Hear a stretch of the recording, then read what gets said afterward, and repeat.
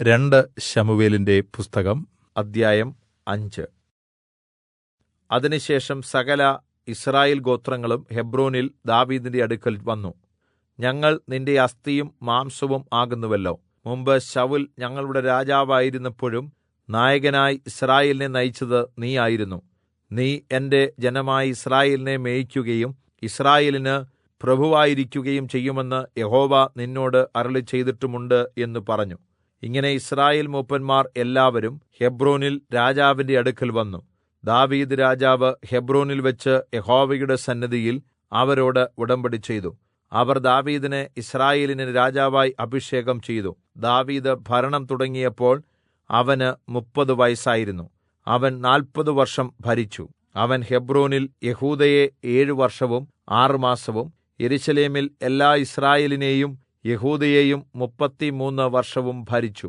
രാജാവും അവന്റെ ആളുകളും യെരൂശലേമിലേക്ക് ആ ദേശത്തെ നിവാസികളായ യെബൂസ്യരുടെ നേരെ പുറപ്പെട്ടു.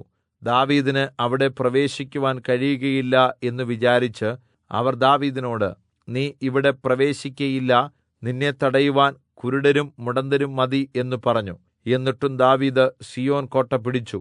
അന്ന് ദാവീദ് ആരെങ്കിലും യെബൂസ്യരെ തോല്പിച്ചാൽ അവൻ വെള്ളമൊഴുകുന്ന തുരങ്കത്തിലൂടെ കയറി ദാവീദിന് വെറുപ്പായുള്ള മുടന്തരെയും കുരുടരെയും പിടിക്കട്ടെ എന്ന് പറഞ്ഞു.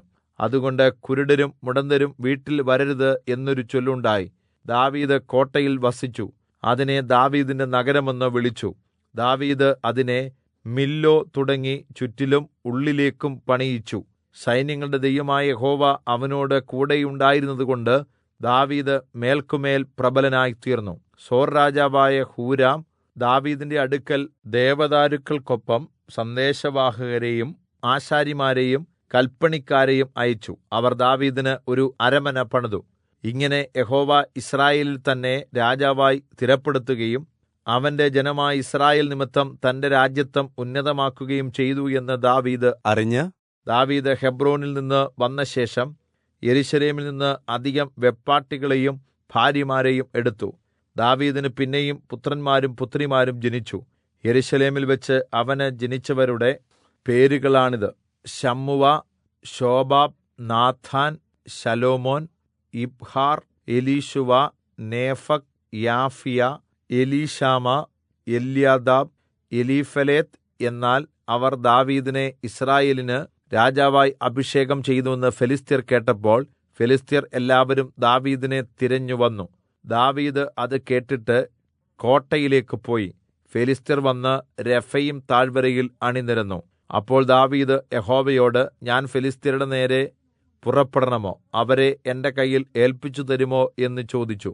പുറപ്പെടുക, ഞാൻ ഫെലിസ്ത്യരെ നിന്റെ കയ്യിൽ ഏൽപ്പിക്കും എന്ന് യഹോവ ദാവീദിനോട് അരുളിച്ചെയ്തു. അങ്ങനെ ദാവീദ് ബാൽപെരാസീമിൽ ചെന്നു. അവിടെ വെച്ച് ദാവീദ് അവരെ തോൽപ്പിച്ചു. വെള്ളച്ചാട്ടം പോലെ യഹോവ എന്റെ മുമ്പിൽ എന്റെ ശത്രുക്കളെ തകർത്ത് കളഞ്ഞു എന്ന് പറഞ്ഞു. അതുകൊണ്ട് ആ സ്ഥലത്തിന് ബാൽപെരാസീം എന്ന് പേർ വിളിച്ചുവരുന്നു. അവിടെ അവർ അവരുടെ വിഗ്രഹങ്ങൾ ഉപേക്ഷിച്ചു പോയി. ദാവീദും അവന്റെ ആളുകളും അവയെടുത്തുകൊണ്ടു പോന്നു. അവർ അവയെ ചുട്ടുകളഞ്ഞു. ഫെലിസ്ത്യർ പിന്നെയും വന്ന് രെഫയീം താഴ്വരയിൽ അണിനിരന്നു. ദാവീദ് യഹോവയോട് ചോദിച്ചപ്പോൾ, നീ നേരെ ചെല്ലാതെ അവരുടെ പുറകിൽ കൂടി വളഞ്ഞു ചെന്ന് ബാഖാ വൃക്ഷങ്ങൾക്ക് മുമ്പിൽ വെച്ച് അവരെ നേരിടുക. ബാഖാ വൃക്ഷങ്ങളുടെ അഗ്രങ്ങളിൽ കൂടി സൈന്യം നടക്കുന്ന ഒച്ച പോലെ കേൾക്കും. അപ്പോൾ വേഗത്തിൽ ചെല്ലുക. ഫെലിസ്ത്യ സൈന്യത്തെ സംഹരിക്കുവാൻ യഹോവ നിനക്ക് മുമ്പായി പുറപ്പെടും എന്ന് അരുളപ്പാടുണ്ടായി. യഹോവ കല്പിച്ചതുപോലെ ദാവീദ് ചെയ്തു. ഫെലിസ്ത്യരെ ഗേബ മുതൽ ഗെസേർ വരെ തോൽപ്പിച്ചു.